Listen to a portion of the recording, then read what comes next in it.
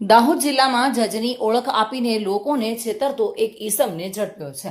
દાહોદમાં જજની ઓળખ આપી કોર્ટ કેસનો નિકાલ લાવી આપવાની વાત કરતો બહેરૂપિયો ઝડપાયો છે। પોતાની ખોટી ઓળખ ઊભી કરીને લોકોને વાતોમાં ભંવરાવતો હતો। પોલીસે મૂળ બનાસકાંઠા જિલ્લાના યુવકની સુરત નજીકથી ધરપકડ કરી છે। વકીલ સહિતના અલગ અલગ હોદ્દાઓની ઓળખ આપી અને પોલીસને જે પુરાવા મળ્યા છે તેના આધારે આ ઈસમને ઝડપ્યો છે। દાહોદ નજીકના એક પેટ્રોલ પંપ પર જજ હોવાનો રોફ જાળીને ફરાર થઈ ગયો હતો।